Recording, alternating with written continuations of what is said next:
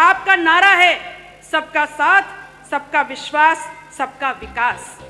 तो अगर बात विकास की है, अगर बात विश्वास की है, तो फिर ये बताइए कहाँ है विकास, कहाँ है सबका साथ और कहाँ है विश्वास।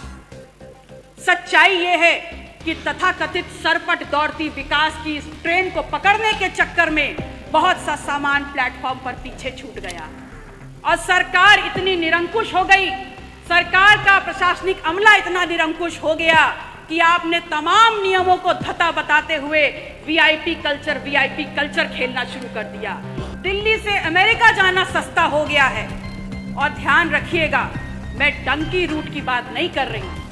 आज दिल्ली से अमेरिका जाना सस्ता हो गया है, लेकिन दिल्ली से प्रयागराज जाने की कीमतें आसमान छू रही। Is Urdu an imported language?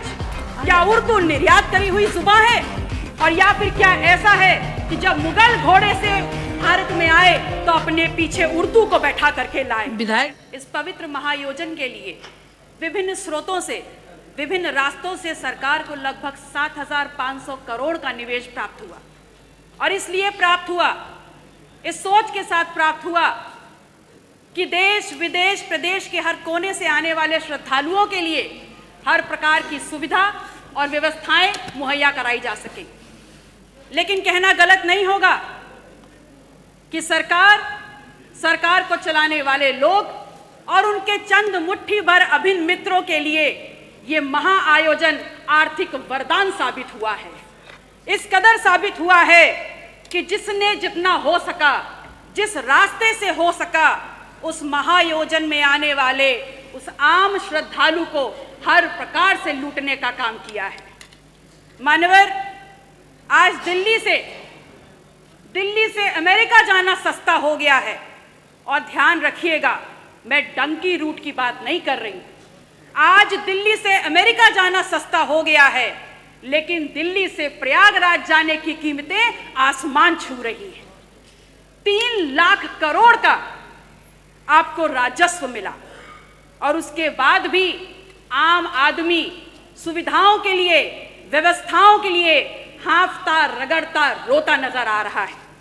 मान्यवर, सामाजिक और धार्मिक आयोजन में सरकार ने अपनी तरफ से व्यवस्था की गारंटी ली थी, तो आज सरकार को सामने आकर के इस बात को स्वीकारना होगा कि आप ठीक व्यवस्थाएं दे नहीं पाए।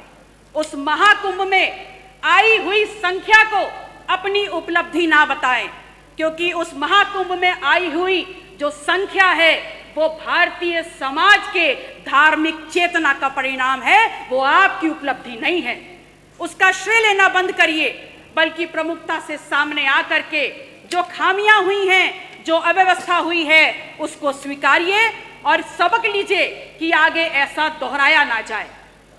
मानवर, समता समरसता के तथाकथित संदेश के साथ इस महाकुंभ का आयोजन सरकार ने किया और सरकार इतनी निरंकुश हो गई, सरकार का प्रशासनिक अमला इतना निरंकुश हो गया कि आपने तमाम नियमों को धता बताते हुए वीआईपी कल्चर खेलना शुरू कर दिया और इस कदर उसको आगे बढ़ा दिया कि वहां पर वर्गीय विभेद के कारण अव्यवस्था और वहां पर भगदड़ की भेंट चढ़ गया। आम जन की आस्था, आम जन की भावनाएं के साथ जो खिलवाड़ हुआ है वो महज निंदनीय मात्र नहीं है, बल्कि एक पाप है। और वो पाप इस कदर है कि किसी भी प्रकार से स्वयं मां गंगा भी उसको नहीं धो पाएंगी। कितनी देर में आएगा? आप कह रहे हैं कि विपक्ष धार्मिक आयोजन महाकुंभ पर राजनीति करता है, तो एक छोटा सा सवाल आपसे पूछ रही हूं कि ये बताइए 22 जनवरी 2025 को जब संपूर्ण मंत्रिमंडल परिषद की वहां बैठक आपने आयोजन की थी, तो क्या आप मंत्रिमंडल के लोगों को ले जा करके वहां भजन कीर्तन करा रहे थे? वो भी तो एक राजनीतिक बैठक थी ना। तो फिर राजनीति विपक्ष कैसे कर रहा है? असल में राजनीति कंप्लीट 100% शुद्ध राजनीति तो आप कर रहे हैं, और उसमें भी इस कदर राजनीति कि आपने वहां पर भी, उस पवित्र स्थल पर भी पिछड़ों को पीछे ही छोड़ दिया। आपका नारा है सबका साथ, सबका विश्वास, सबका विकास। तो अगर बात विकास की है, अगर बात विश्वास की है, तो फिर ये बताइए कहाँ है विकास, कहाँ है सबका साथ और कहाँ है विश्वास।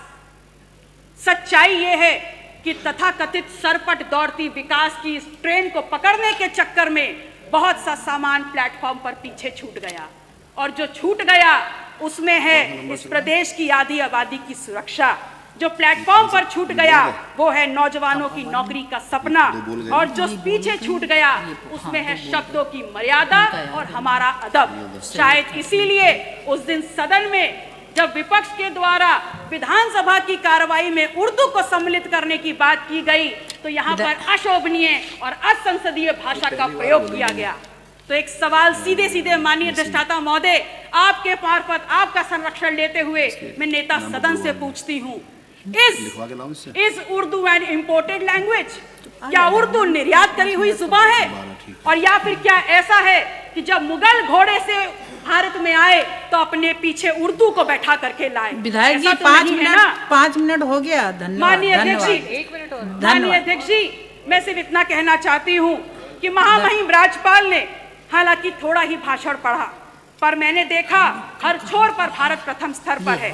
बड़ी प्रसन्नता हुई, और अगले ही पल ये भी समझ में आ गया कि माननीय राज्यपाल महोदय की क्या गलती है, वो तो बहुत दूर से आई हैं। असल में उनको जो झूठा सच्चा लिख के दे दिया गया उन्होंने पढ़ने का काम किया। अगर सच्चाई समझना चाहते हैं तो समझ लीजिए कि NCW के 2024 के आंकड़ों में उत्तर प्रदेश यदि फर्स्ट है तो महिला के ऊपर और अपराधों में फर्स्ट है। अगर फर्स्ट है तो बाल यौन शोषण के मामलों में फर्स्ट है। कल प्रदेश के मुखिया जब सदन में बात कर रहे थे तो कुंभ में हुई दुर्घटना पर षड्यंत्र की उन्होंने एक तरफ इशारा किया। उन्होंने बताया कि खिलाफ साजिश हो रही है उनकी सरकार के और उनके खिलाफ। तो ये सवाल सिर्फ उनका नहीं है, पूरे विधायक जी धन्यवाद। मैम 30 सेकंड खत्म हो रहा है। लास्ट माथे पर कलंक लगा है। यह सिर्फ सरकार को बदनाम करने का शिकंजा नहीं है, अपितु ये समूचे उत्तर प्रदेश, पूरे सदन, चाहे पक्ष के लोग हों चाहे विपक्ष के लोग हों, ये पूरे उत्तर प्रदेश की गरिमा पर प्रहार है। कुंभ ना सरकार का आयोजन है ना भारतीय जनता पार्टी का आयोजन, ये कुंभ भारत की सांस्कृतिक विरासत है, भारतीय समाज के विभिन्न आध्यात्मिक विचारों का आयोजन है, और उत्तर प्रदेश सदैव इस आयोजन की आने वाले श्रद्धालुओं की मेजबानी करता रहा है। और अंत में मैं सरकार से मांग करती हूँ कि जो लोग भी षड्यंत्र में शामिल हैं उनके नाम सामने लाए जाएं, उनको कठोरतम सजा दी जाए। माननीय अधिष्ठाता महोदय, समय की बाध्यता है, मैं आपसे निवेदन करूंगी कि अपने क्षेत्र सिराथू से संबंधित जितने भी प्रस्ताव हैं मैं टेबल कर रही हूं, कृपया उनको मेरे वक्तव्य के साथ जोड़ने का कष्ट करें। नमो बुद्धाय, जय संविधान।